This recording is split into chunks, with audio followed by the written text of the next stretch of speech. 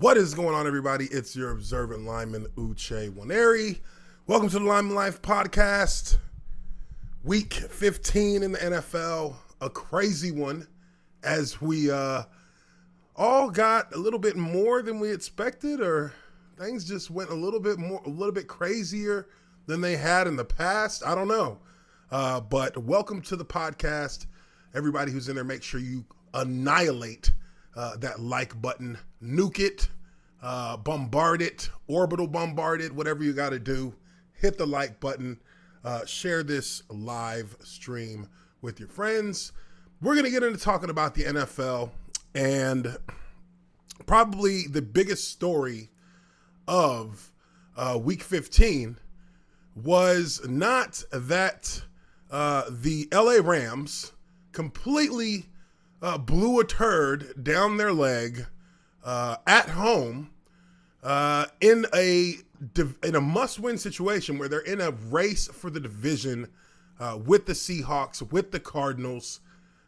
What the biggest disappointment or what the biggest shock of the year was at this point was the Jets going into Los Angeles and beating the LA Rams to sour the tank in the tank division. They have now lost the lead in the tank division, and my Duval Jacksonville Jaguars will be picking at this point.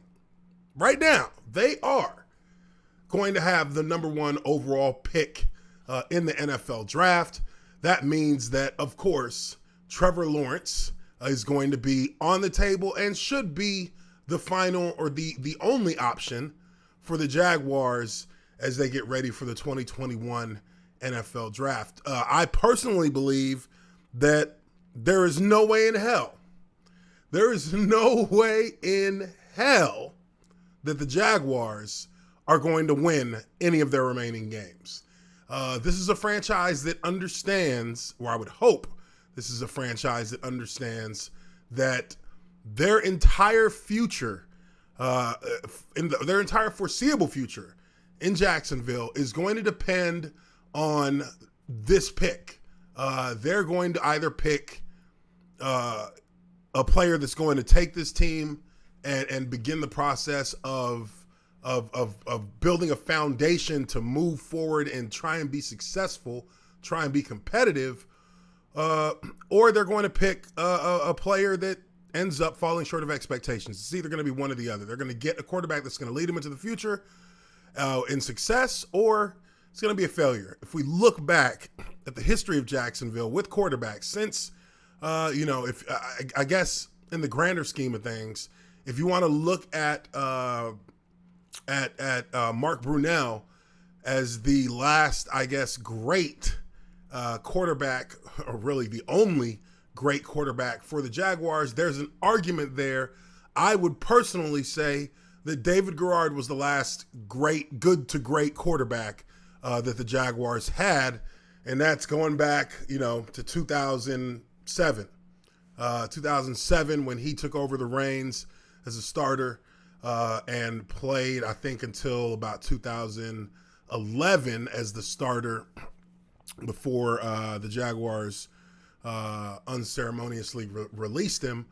But the Jaguars have just not had luck at the quarterback position and have really had some notably bad picks at that position as well. Obviously, in looking back at everything with hindsight being 2020, from David Garrard, you went to Blaine Gabbert. We all know how that played out. Then you went to Chad Henne. We all know how that played out. Then you went to Blake Bortles. And we all know how that played out. Then you go to Big Dick Nick, and we all see how that played out. And then you go to Gardner Minshew. Then we all see how that played out. I mean, it has been failure after failure after failure at the quarterback position for the Jaguars since David Garrard, who, you can argue that Blake Bortles wasn't a failure, but let's be real. It wasn't Blake Bortles that led that 2017 Jaguars team to the AFC title game. That was a stellar defense, a top-ranked defense, a top-ranked rushing attack, and a little bit of luck. I mean, the Jags were able to win big games, and they were able to get a road win in the playoffs, and that put them in position to be where they were. And at the end of the day, it wasn't nobody was depending on Blake Bortles to win the game for the Jaguars in any of those games. He didn't win it for him against Buffalo. He didn't win it for him against Pittsburgh.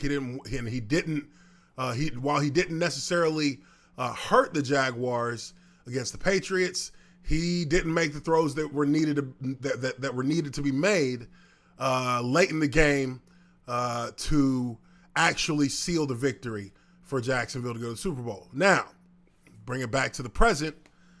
We take a look here at the Bleacher Report. As usual, you guys know I like to use Bleacher Report when going through and talking about any football news that I like to cover. But this is an article that kind of goes over the updated draft order after this week 15 with the seismic shift of the Jets getting their first win of the season. But we'll go through this quickly and I'll give you guys my thoughts. It's never too early to start thinking about what your team might do in the upcoming NFL draft. But for fans whose teams have only 1 or 2 wins, that time comes around sooner. There are officially no more winless teams on the year as the hapless New York Jets, who came into a matchup against the Los Angeles Rams at 0-13 on Sunday, held on for a win. However, as we'll get into in more detail, when it comes to the NFL draft, that might actually count as a loss for the Jets. With the Rams' defeat, the Seahawks took control of the NFC West and clinched the playoff berth. So, like I said, right there, there were a lot of ramifications from this game that the Rams blew. They blew this game. There's no reason that they should have allowed an 0-13 Jets team to come into their home stadium and defeat them. To me, that's ridiculous. Absolutely ridiculous. I said it on my All Pro Football stream yesterday. I said, if you asked me 2 weeks ago whether or not McVay, the head coach for the Rams, could lose his job if he, with how the Rams have performed and basically, in their race for the NFC West, is there a chance he could lose his job if they lose out at the end? 2 weeks ago, no way in hell, 0% chance, 0% chance. But with this loss to the Jets, this loss has massive ramifications for the Rams. They have now fallen out of first place in the NFC West. The Seahawks clinched their playoff berth. The Rams are now in a position where they don't necessarily control their own destiny. And in a few short weeks, we could see a completely different looking Rams team at the end of this season, one that may not even be in the playoffs largely due to this loss against a team that they had no business losing to. So, I think there's, while not a great chance, not even much of a chance, I think depending on just how badly this entire situation ends for the Rams, there is a chance that the Rams could take action, because this is what, 3 years running since they were in the Super Bowl, where they haven't really been able to meet expectations on any level. They have repeatedly found ways to underperform, and this is a complete. This is everything that you fear about the Rams completely come to fruition. Is that in a scenario where the season is literally on the line, these guys playing against the worst team in the NFL, they lose. They lose. When you allow a team to go out on the field and play the way that the Rams played, and to allow a team to control the tempo of the game, to control the outcome of the game, you really are saying something about everything that's the foundation of the culture of the Rams. And underperforming, I believe, is the correct word. They are an underperforming franchise that should be better than it is, and it hasn't shown any real progress or growth since they made it to the Super Bowl, which makes me believe the fact that them even being in the Super Bowl was more of a fluke than an actual feature. And, you know, again, this is a situation that could become very, very sticky, very tricky for McVay if these guys keep laying eggs. I mean, honestly, I could see something like it happening. I could see it happening just because you're seeing around the league GMs, head coaches being axed. You're seeing guys catching L's, and you know, this is not a 1 or 2 year thing. This is like 3 or 4 years now that the Rams have just been not playing up. And they got big money they got big contracts. They got very little cap space, and they got big names all over that roster, and they're losing to winless teams, and that's pretty bad. That is pretty bad in my opinion. But let's continue on with the article. The NFL playoff picture is coming into clearer focus, and perhaps the biggest news of the day: the New England Patriots were eliminated from playoff contention on Sunday when they lost 22-12 to the Miami Dolphins. The Bills clinched the division title, and the Dolphins for now own the final AFC playoff berth. It's New England's first missed postseason since 2008, and would be its first losing season since 2000 if it doesn't win out.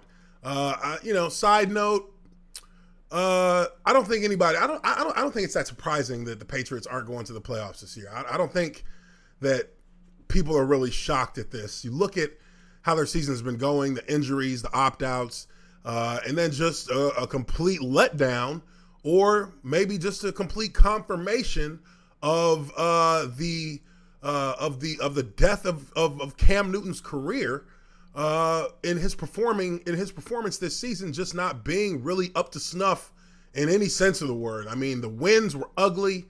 The wins were just wins. That's it. They were just wins, and the losses were put a clear microscope on just how deficient Cam Newton's passing has become since having his shoulder reconstructed a couple years back or a year back. But you know, I don't think that anybody after the first 5 games of the season, looking at New England, I knew it was going to be a pretty rough going for those guys. So I'm not really surprised by them not making it. Yeah, it's been a long time coming, I guess, for most people and most football fans out there who have just been waiting for their team to be able to, compete in that division with the Patriots. Obviously, you got Buffalo, you got Miami. These are teams that year in and year out could not make any headroom or any headway against the Patriots because of reasons. And now we're seeing new leaders in the division. Miami and Buffalo look to have, bright futures for the foreseeable future with the teams that they're building. So it's going to be interesting to see what New England does to kind of bounce back from this next year. Now let's go down. Let's check out the draft order here. I think it's really what's the meat of this article. We need to get down and talk about this draft order. So as it stands today, these are going to be your picks. These are the top 13 picks in the league. Number 1, the only thing that the Jaguars have been able to really win at all this season. They're getting the NFL's first overall pick as of right now with 2 weeks left in the season. All you have to do, Jacksonville, to win, all you have to do to win. Are you listening? Duval. All you got to do to win is keep losing. Don't win another game. You can change the future of this franchise if you just allow yourselves to just don't win. Don't get take 2 blowouts. Take 2 weeks of being embarrassed, and you got your prize. You got your goal. You got your chalice, your golden chalice. You're gonna get the first overall pick. Hey, obviously the Jags. It's been a rough going, but that could change things if they're able to get Trevor Lawrence. But you got the Jags at number 1, the Jets at number 2, the Bengals picking at number 3. You know what's crazy about this? The Bengals picked at number 1 last year. The Bengals picked at number 1 last year, and now they're picking at number 3. I mean, I guess you could technically say they got better in the draft. But they go from 1 to 3, and the record, I mean, they're 2-10-1. It's not really giving them. There's not going to be much there, I would think. I mean, I maybe offensive lineman. They're going to need a left tackle. So I would think that would be their move to make at the 3rd overall pick. I don't know if the Jets want to get Justin Fields, and I'm going to talk about Trevor Lawrence and Justin Fields here in a minute. I did actually have question or have a post to allow for guys to submit questions on the community page on my channel. I'm going to be answering a few of those questions as we get towards the back half of the podcast, but there's some things specific to those guys in general that I'm going to talk about. But let's keep going on here. You got Carolina at 4, Falcons at 5, the Dolphins at 6 from Houston. So that's interesting. That's going to be huge for Miami. Miami's going to be able to continue to build out. Man, that could be a huge pick. That outside of this first pick with Jacksonville, I think that this pick for Miami at 6, if they hold at 6, getting that pick from Houston, because obviously Houston's record here is 4-10, and they got a trade. That's part of that trade. A trade, I don't know exactly which one, that Houston made in the offseason. I think it might have been the DeAndre Hopkins. Let me know in the chat how Miami got this draft pick from Houston. But that could be this generally, I would think, if I'm Miami, I'm looking for a defensive player. I'm looking for maybe a cornerback or an outside linebacker or a D end, an impact player, an impact position, really that could help just stack that team even higher, because that team has impressed me. Miami's really impressed me. I'm digging them. Big shout out to Drunk 3PO. He's been waiting on the Dolphins to be competitive for 20 years. But at number 7 we got Philadelphia. I think this is deceptively a good position for the Eagles to be in, because this season, as we're beginning to see with the Eagles, was somewhat of, I believe, somewhat of an anomaly. And I think that anomaly that has derailed this Philadelphia team comes in the form of Carson Wentz. And we're going to talk a little bit about that in a little bit as well.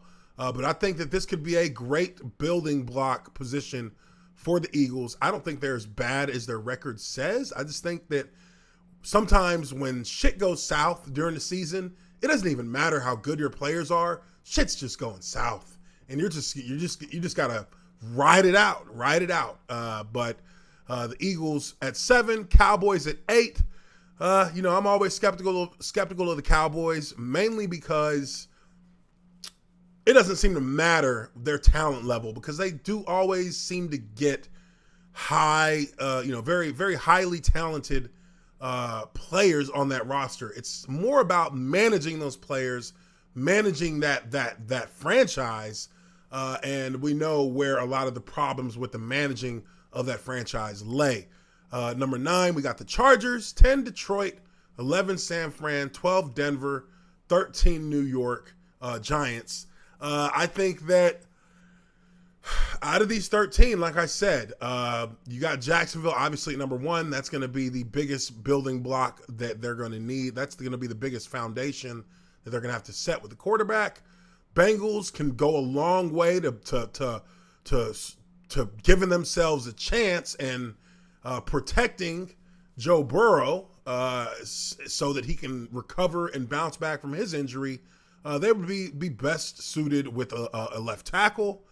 Miami can make a power move here. I mean, they can get a prolific college player and really kind of propel that team into a big-time competitive position with their draft pick. The Eagles, another team that really, even though they're 4-9, you might see them bounce back in a huge way next year. And this pick has a lot to do with that. I think their quarterback situation, I think it's obvious now where their quarterback situation should be going.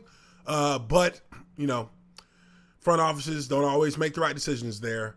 And then from there, I think the other teams here on the list are really, if they're not showing the kind of growth in the coaching and in the management of the team, it's hard to say if picks this high or in that middle range of the first round, which generally those players, it's hard. It's wishy-washy whether those players really come out to be consistent contributors in the NFL.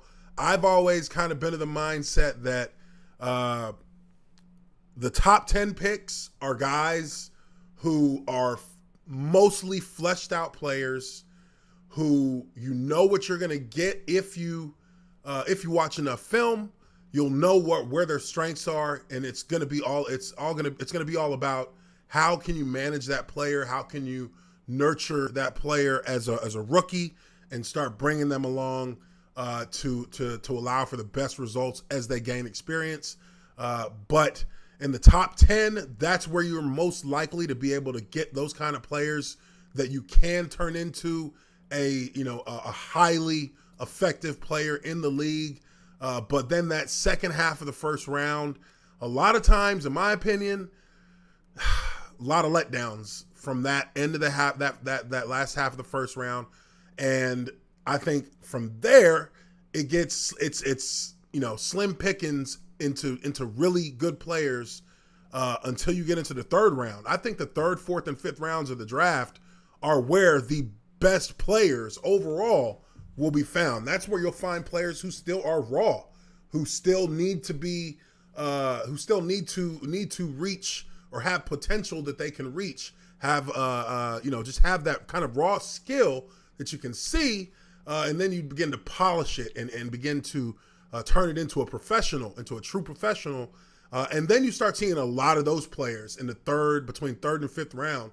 A lot of those players become marquee players, become core players for the teams that they play on, where they are guys who get extensions.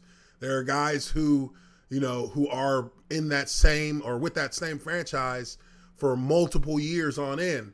That's where the meat of it is. That's where the meat of it is. So from how I've seen things play out in my time. But the bottom half here, obviously, I'm not going to go through all of these, but there are some interesting notes in the draft order here. I think that towards the back end of this, again, you got Jacksonville getting another pick at 25, and Miami gets another pick at 21. And I think, we saw what happened with a lot of trades that happened, with a lot of players being given away by Jacksonville. They had a fire sale, and they got, a lot. This is part of what they get from trading Jalen Ramsey from the Rams. This is part of what that's part of the multiple year first round pick that the Jags were gifted for giving up Ramsey.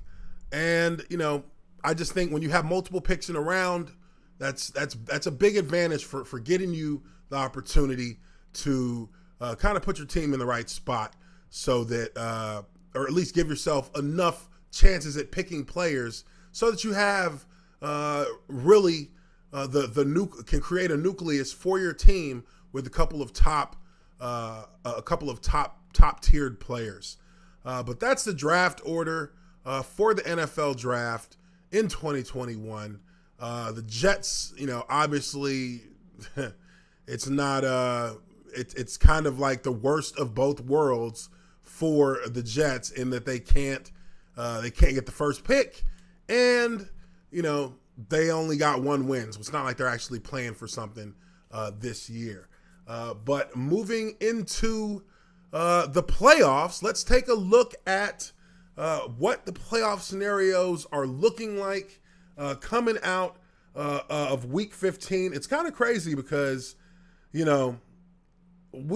all kind of expect things to play out one way, and they never seem to play out exactly how. I mean, they never seem to really play out anywhere close to what we think they're going to play out like.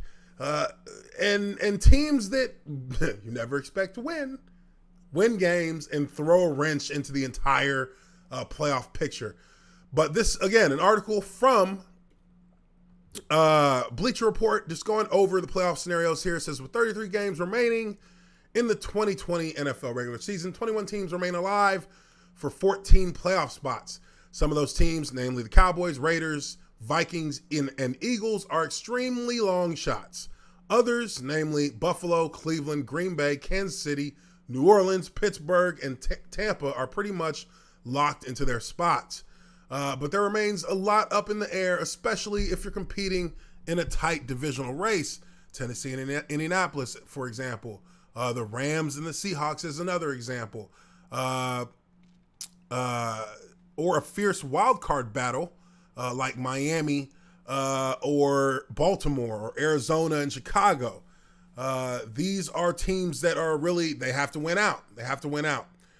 Following a busy 15th Sunday of the NFL season, let's break it down.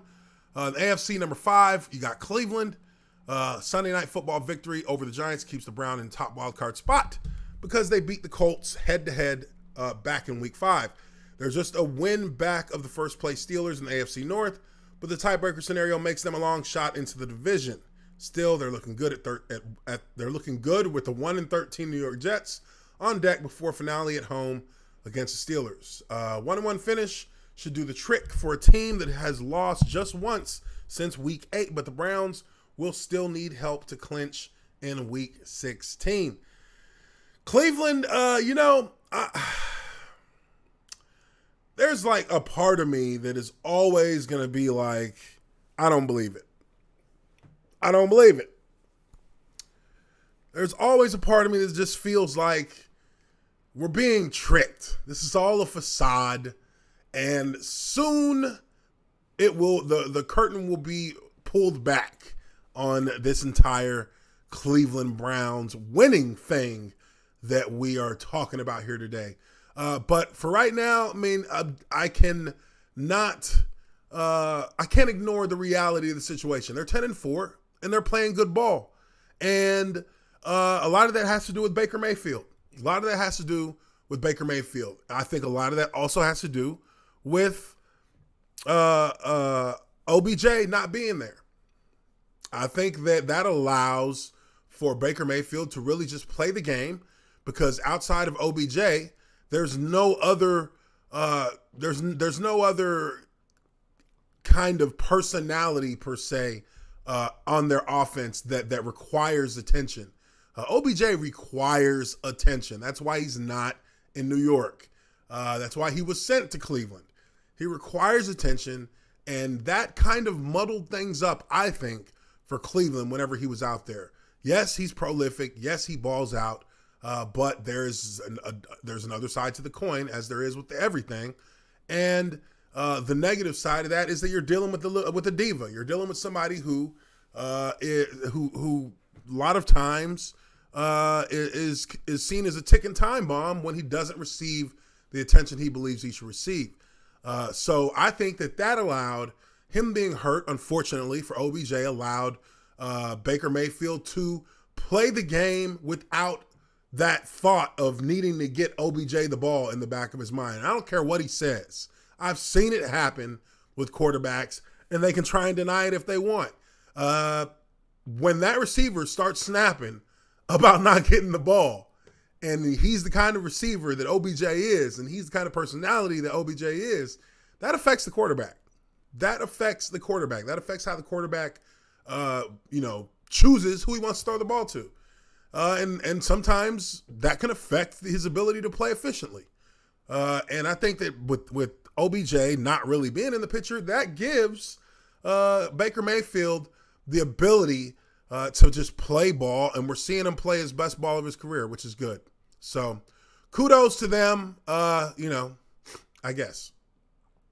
Number 6, you got Tennessee or Indianapolis. If I'm looking at this here just without even reading the article, I would be betting my money on Tennessee getting that playoff spot and getting that division championship. The Colts are having a good year, all things considered, but Tennessee has their formula and they run with it. I think the Colts formula is not ever really set in stone with how they want to approach things. I think they're just playing games well. They're winning because they have a great defense, and they've really been able to get some wins that maybe you didn't think they would get, which have propelled them a little bit. But it says here, for now, this spot belongs to the Colts because the Titans lead the AFC South thanks to a 4-1 record within the division compared to a 3-2 for the Colts. The Titans, who averaged 37.4 games per week or per game the last 5 weeks, finish up on the road against the Packers and Houston, both of whom rank below the league median in defensive adjusted value over average at Football Outsiders. The Colts, whose only loss in the last month came against Tennessee, finish up in Pittsburgh and then at home for the one-on-one with Jacksonville. It's worth noting, though, that the Jags' only win this season came over Indy in Week 1. Indy, go ahead and mark that as a W. Jacksonville is not trying to win that game. They got the number 1 pick in the draft. There's no way that they're trying to win that game and ruin their entire NFL draft. Not going to happen. Says here, most likely scenario, both teams finish 11-5, and the Colts settle for one of these 3 wildcard spots. Let's see, Miami Dolphins. They are 9-5. The Dolphins currently hold the edge over the Ravens thanks to a better conference record than the Ravens. They are 6-4. Ravens are 6-5. But 538 actually gives Baltimore a significantly better chance of making the playoffs. This has to do with the fact that Miami still has to travel to Las Vegas and Buffalo with Baltimore, while Baltimore closes out the regular season with a home game against the Giants and a road matchup with the Bengals. Let me finish. There's particularly no margin for error for the young Dolphins and their rookie quarterback Tua Tagovailoa as they try to hold off an experienced Baltimore team. I would not count out these Miami Dolphins in any sense of the word because, look, they can beat both of these teams. I believe Miami can definitely beat Vegas, and I believe they can beat Buffalo. And I think there's a caveat to them beating Buffalo. If Buffalo has actually clinched their playoff spot and clinched their division, then there's a chance they may not even be playing their starters in the game against Miami. So, with them not having their starters out on the field against Miami, a divisional game, when that divisional game really doesn't have any bearing or any consequence for Buffalo, that would be the chance that Miami would need to beat them. That would be hugely advantageous for Miami if that scenario plays out. Now, Las Vegas, that's going to be a tough game, but I think they can win that game. So as long as they can get past the Raiders, then they set themselves up potentially for that situation with Buffalo. If Buffalo is pretty much checked all their boxes prior to actually playing against the Dolphins. Now, Baltimore, on the other hand, Baltimore has been showing resilience. They have had an easier schedule to end this month than most, but they've been showing resilience. There was a point where it was looking really bad for Baltimore. It was looking like these guys were face down in a ditch somewhere. But they've pulled themselves together. It's been a team effort. I don't believe that they're going to be the ones to beat out. I think Miami beats them out in this. I mean, I know that Baltimore only has the Giants and the Bengals, but Baltimore can lose to the Giants. They can lose to the Giants, clearly. We've seen the Giants have some quality wins and be competitive in most every game this season. So, Baltimore is not by any stretch of the imagination going to have a walk in the park playing against the Giants. But let's keep going on here. And we just talked about Baltimore, so I'm not going to really rehash them, but they're in here as well. They are on the outside looking in. The Rams, oh my goodness. I mean, did anybody think it would have been this? Oh, Lord. It says here, the Rams continue to be focused on the NFC West despite falling behind the Seahawks due to an embarrassing loss to the Jets on Sunday. If they can beat Seattle on the road in Week 16, they'll be back in the driver's seat ahead of Week 17 matchup with the Cardinals. However, even if the Rams lose that game, they'll grab a wild card spot unless they also fall to the Cards. The Bears win out over the Jags and Packers, and the 49ers beat Arizona in Week 16, creating a three-way tiebreaker that would favor Arizona and Chicago. Okay. Let me read that again. Whew. However, even if the Rams lose that game, so even if they lose to the Seahawks, they'll get the wild card spot if they beat the Cardinals. If they lose to the Cardinals, then they're no. If they lose to the Cardinals and the Bears win out and the Packers and the 49ers beat Arizona and we beat Arizona. Hold on. Oh my God. Scenarios. Because I'm trying to just get in my head exactly what they're saying here. So they're saying if the Rams lose to the Seahawks, they'll get the wild card spot. But if they lose to the Seahawks and the Cardinals, and the Bears win out over the Jags and the Packers, and the 49ers beat Arizona this week, then it would be a three-way tie that would favor Arizona and Chicago. All right, so they basically got to win, which is really what it boils down to. Just win your last two games, and you should be fine. But it's, I'm not even so sure that we can count that they'll win their last two games after watching what happened with these Jets. I mean, it's just that bad. And I don't think that this little, clip of a comment or of this little paragraph, two paragraphs of information really lays out how damaging to this team's psyche that loss is. Losing to a 0-13 team when you're at the top of a division can be hugely damaging to the morale and the psyche of your football team. So we'll see how they bounce back. It would be hard for me to say that they're not in bad shape. I think they're in terrible shape. And pending how they come out of this Week 16 game against Seattle, they could have just kind of sealed their fate with that loss to the Jets. Maybe I'm being overdramatic. I don't know, but I think that's how it is. Now, on to old Tom, TB12. After a Tampa Bay win and a New Orleans loss in Week 15, the Bucs can still technically leapfrog the Saints in the NFC South, but that would require victories over the Detroit Lions and Atlanta Falcons and New Orleans losses against Minnesota and the Carolina Panthers. But like the Rams, the Bucs are almost a lot to make the playoffs. To miss out, they'd have to lose out. The Bears would have to beat Jacksonville and Green Bay, and Arizona would have to beat either San Francisco, the Rams, or both.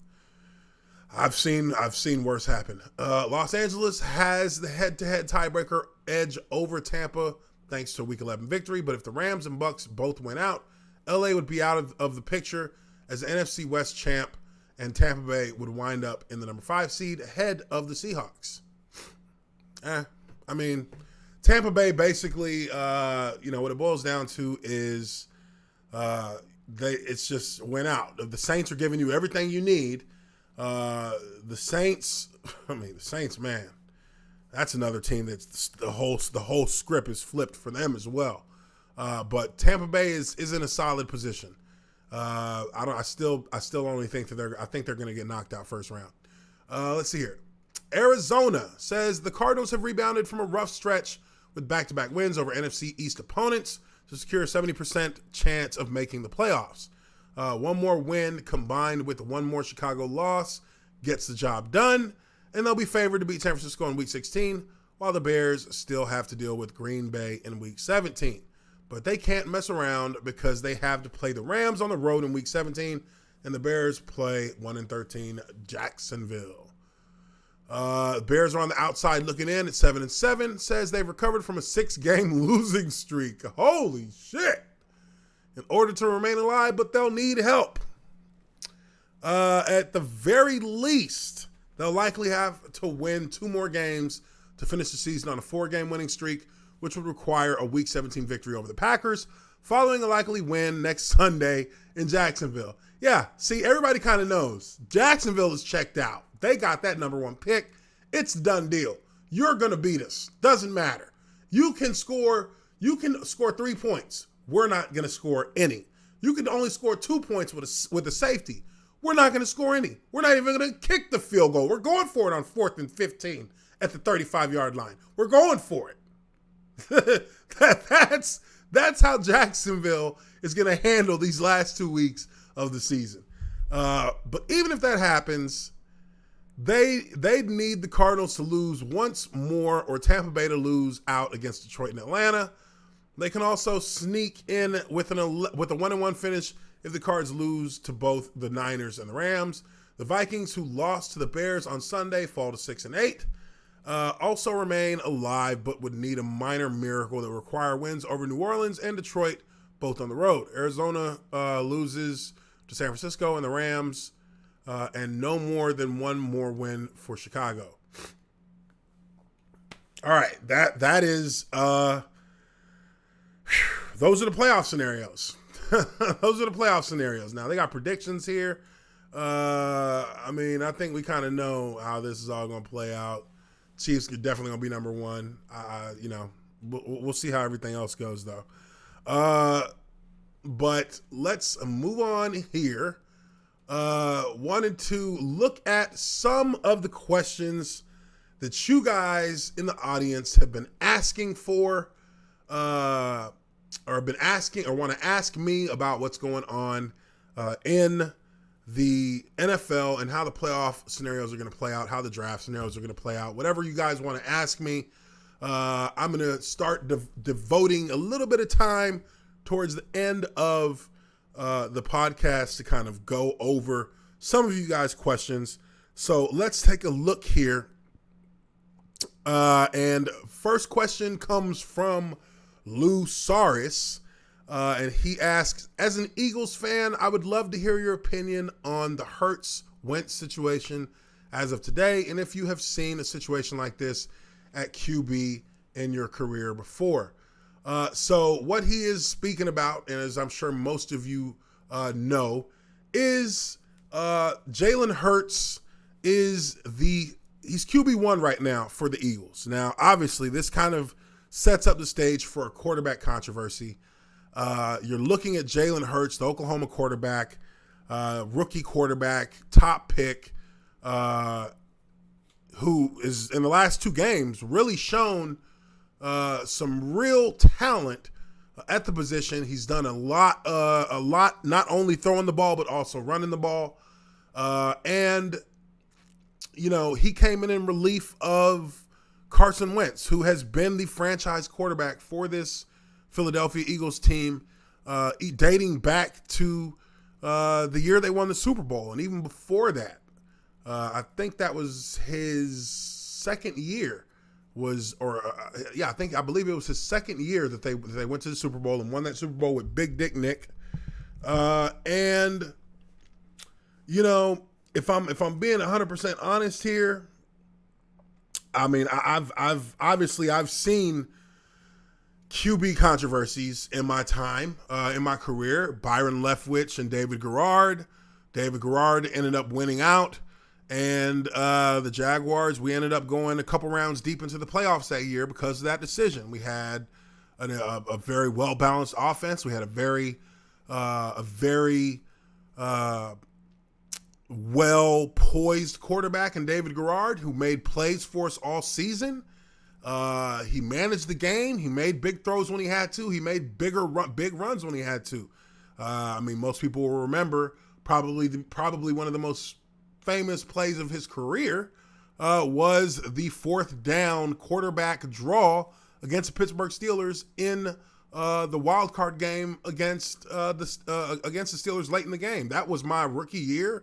I remember that play. It was a crazy play, but I think at the end of the day, when you have a quarterback who comes in relief and wins out the position over another quarterback, I think those are sensitive positions to both players' careers. So I really think that you have to allow the play on the field to dictate the decision that you make as to whether or not it's time to make a move. And I think in two games, we have seen a lot from Jalen Hurts to justify making that move for Philadelphia.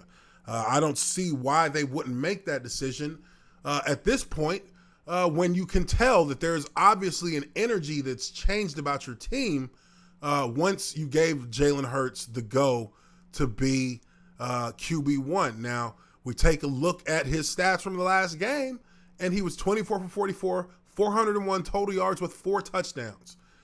We know he can run the ball. In his first start, he ran the ball for 109 yards. This is a quarterback who has been leaving an immediate impact on the game in both games. And while he didn't get the win yesterday, it wasn't on him. We know that. Shoot, it wasn't on him.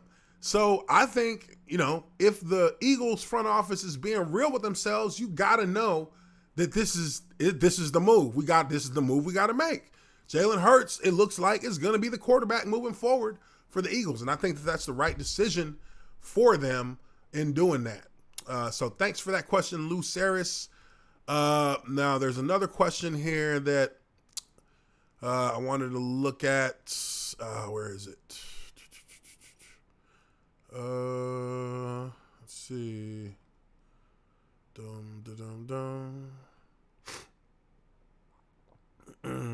Okay, here we go. This comes from Gilgash. He says, with the Jets win and Jacksonville possibly getting to pick number 1, do you go with Trevor Lawrence or Justin Fields? And I think that this one is a fairly straightforward situation for the Jags. You need a quarterback. You need a quarterback in Jacksonville. I mean, you need a real quarterback. And the Jags have not had a real quarterback, like I said before, since David Garrard. They haven't had a quarterback that can service the team well enough to carry the team if need be in a situation. And, David Garrard managed the game well, but he also can make plays to help put the team over the top when we needed it. Saw that a number of times. I mean, the Hail Mary threw in the Houston game, I mean, as lucky as it was, he threw that ball. That goes down as a passing touchdown. Big play against Pittsburgh. Big plays against, the Cowboys, different teams. It was the guy made plays. Now, the Jags have had everything. They've had stellar position groups all over the field over the years at every position except for quarterback.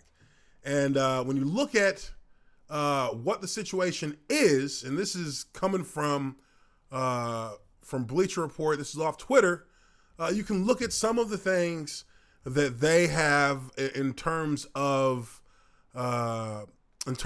kind of early critiques, or I guess overviews of each of these quarterbacks. And Trevor Lawrence sitting at number one. I mean, obviously Trevor Lawrence, physical specimen for quarterback. He's like 6'5". He has really impressive athleticism, has great speed, has great poise, has great awareness, pocket presence, all the things that you want in a quarterback. They say it here. They compare him to Andrew Luck. I would say, I would say that's a fair comparison, just simply because Andrew Luck was an athletic quarterback as well, but their style of play a little bit different. But they're saying here best traits for Trevor Lawrence: field vision, pocket presence, accuracy, release time, mobility, athleticism, NFL readiness, leadership. Biggest question: ball placement. And I mean, ball placement is generally from the things that I've seen, as a player, ball placement in the NFL is taught is where that's the NFL is where you're going to learn how to place the ball much better than you did as a college player. We see it all the time in college football. You see quarterbacks throwing the ball all around the field, and the balls are short, the balls are behind, the balls are in the dirt. Ball placement in college football is not good. Even with the best quarterbacks, it's just average with the best quarterbacks. In the NFL, because the window the window for a receiver to be open is a much smaller window than it is in college. In college, receivers are 2 yards. A receiver is considered open if he's got a yard or two on his defender. Like you need a yard at least on your defender to be considered open. In the NFL, it's like half a yard. It's one step. One step is open in the NFL if you're a starting quarterback. That's expected that you can make that throw.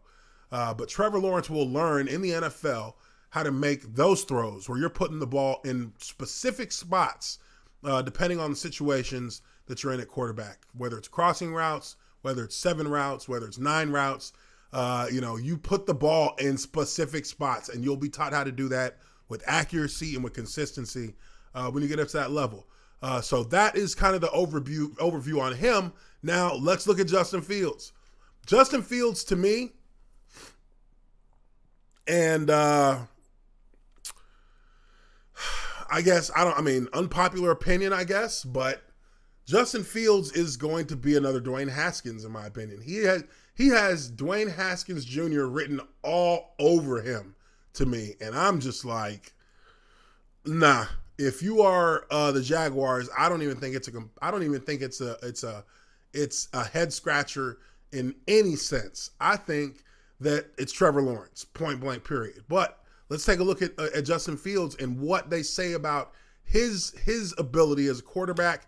They compare him to Dak Prescott. I think that's fair.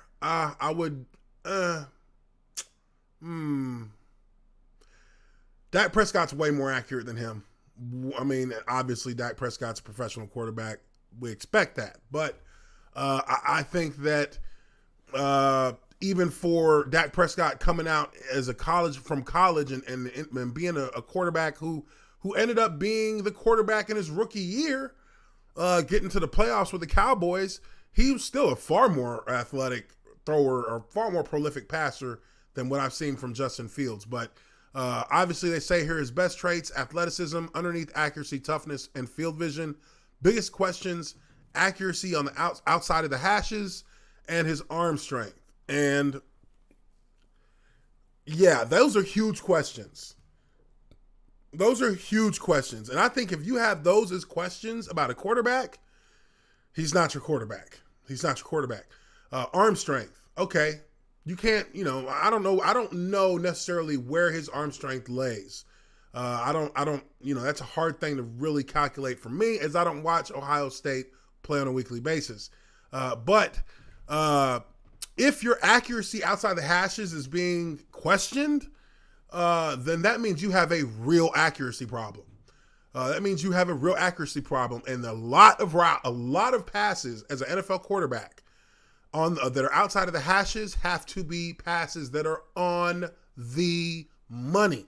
You can't throw slightly off or on balls, or you can't throw slightly off balls outside the hashes. Those get intercepted. Those get returned for touchdowns. Those get batted down. You have to be on point outside the hashes. Getting the ball to the sideline in the 2-minute drill, getting the ball past the first down marker with a small window to throw into. Those are the hardest passes you have to make as a quarterback in the NFL. And if that's already a question for a quarterback who's supposed to be considered a top 5 pick, then I just don't see how that would be a viable option for the Jaguars in any sense of the form.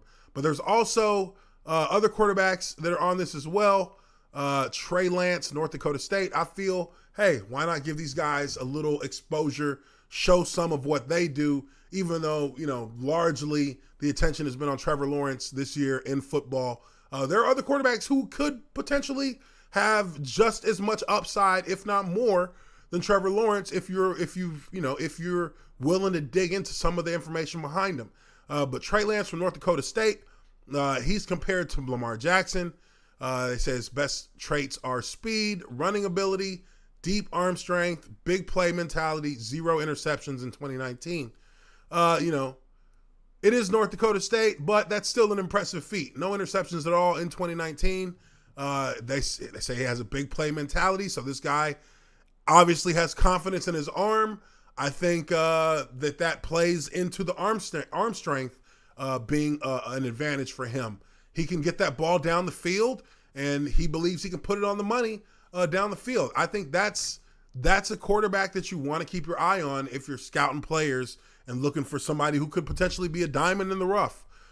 Biggest questions here, level of competition, starting experience, processing speed. These are all things that really don't matter because he wouldn't be a quarterback that you're going to put out there to start immediately in the NFL. If Tua Tagovailoa can't start immediately, then I don't think Trey Lance is going to be looking at being an immediate starter in his own right coming into the NFL. But very interesting player to keep your eyes on. I would definitely keep my eyes on him. I'm going to try and find some film on him and take some looks at how he plays.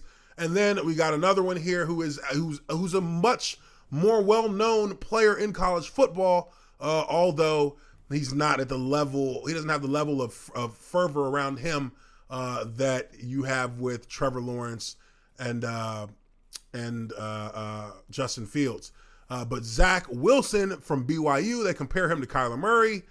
He has big playability, deep accuracy, arm strength, release speed, total field vision, and scrambling ability. His questions are level of competition and risky decision making. And I think that is probably going to be the biggest issue that if I was a scout, the biggest issue would be decision making, because it's weird, but a lot of players a lot of quarterbacks in the NFL, if you pay attention to this particular aspect of their game, the decision making, the guys who are risky with their decision making, they're either good players. They're either really good players who sometimes may make bad decisions that, can hurt their team, but it's not who they are. And an example of that for me would be somebody like Brett Favre. Brett Favre was a risky decision maker as a quarterback. He was a gunslinger. He threw the ball anywhere and everywhere all over the field because he was confident because how strong his arm was. Brett Favre arguably had one of the strongest arms in football, and maybe in the history of football. Brett Favre used to break his receivers. He broke Antonio Freeman's finger in practice from throwing a ball so hard that it fractured his finger. Brett Favre had that snap, so he felt like he could put that ball anywhere and be accurate because the ball will get there before the defender can get there. And Brett Favre threw a lot of picks. Brett Favre did throw a lot of picks in his career, but he threw a hell of a lot more touchdowns. So I think in that regard, he is an example of a quarterback who was a risky decision maker, but he made big plays. And this kid could be something like that to me. That's how I would look at him. If you're going to tell me that you're going to compare him to Kyler Murray in that regard for his risky decision making, I think on the opposite side of that can be a really bad quarterback. A quarterback can be really bad if their decision making is questionable. So, obviously BYU isn't playing against top tier talent in college football every year, but they do have players that come out of BYU that are good players and good quarterbacks as well. So we'll see how his scenario plays out. But all in all, really believe that that there is there's not much of a decision to be made here by Jacksonville. It's got to be Trevor Lawrence, and I know I took 10 minutes to kind of go over these top quarterbacks in college football going into the draft, but it's kind of where I wanted to go in talking about that question. And Mike Wack 67, he says thoughts on Jets fucking up their tank and the Browns being 10-4. Kind of talked about that earlier, but just to kind of reiterate, the Jets are now officially in no man's land. They have a lot of problems that don't begin or end with them getting the first overall pick or even the second pick. What are they going to do about Adam Gase? Adam Gase they're going to have to make a decision. I would expect that he should be getting fired at the end of this season. I think I can't see any reason why he hasn't been fired to this point. But I would expect that the Jets would want to make. I would expect that they'd want to have a fresh start. This entire Adam Gase experiment has been an utter shit show. It's been a shit show from the start, and it's a shit show right now, and it's arguably worse of a shit show after yesterday's shit that they pulled than it is now. So they are in a bona fide dumpster fire that threatens to go nuclear and just completely eviscerate the entire staff and front office, depending on what the ownership in New York decides to do once the season is over. But if I were them, it would be scorched earth. Everybody on that team is gone. Coaches, players, if we got to get a whole new 53-man roster, we're going to do it. But this shit ain't going down like this again. We are starting over from the very beginning, back to the top. It's actually, they've made their situation worse by winning one game. And as far as the Browns go, like I said, these guys have made plays. They have won games. The fact of the matter is they're 10-4 and they are sitting they are controlling their own destiny. And there's nothing more that you can ask for as a football team than to be in control of your own destiny going into the final 2 weeks of the season. I mean, it's a great feeling to have that. It's a great feeling to know that you can punch your ticket for the postseason and you're going to be playing for that ultimate crown, that ultimate prize come January. And, a lot of times you got to make big plays. You got to be heads up. You have to have some self-awareness, understand what's going on in tight positions and tight times of adversity and controversy, and make something happen. And the Browns have done that. But you know who else has done that? My big boy right here for these Baltimore Ravens, Tyree Phillips. And we're going to take a look at this. Tyree Phillips is the man, the O-line, coming through on 3rd and 7. against my Jags, but I'm still showing it. It's a shit show over here, and the big fella makes a play. And that's what we do on the O-line. Get out the way. Get you some. That's what we do, baby. Being aware. He's blocking. Oh, ball's on the ground. No, don't fall on it. Run with it. And we go. First down. Let's go. Yes, indeed.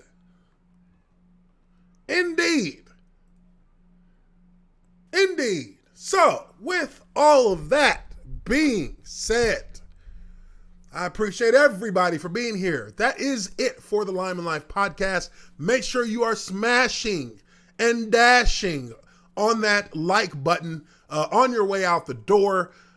We are continuing to grow here on the channel. Really appreciate everybody for what they are doing to help my channel grow and build for the future. And like I said, I'm still waiting on the membership levels to rise a little bit before I start picking guys to play with me on some of these all-pro football streams. I got NCAA football 14 on my emulator, so I'm going to be starting up a dynasty on there soon as well. So maybe looking to get a dynasty going with some guys if there's a way we can set it up on NCAA 14. But we will talk about that on the next video game stream. But as for this, I really do appreciate it. Once again, guys, hope everyone is staying safe out there. Hope everyone has a Merry Christmas and a Happy Holidays. If I don't see you guys before then, hope that your families are all doing well. We will speak again very soon. I am your observant lineman, Uche Nwaneri, and this has been the Lineman Life podcast, and I will catch you all on the next one.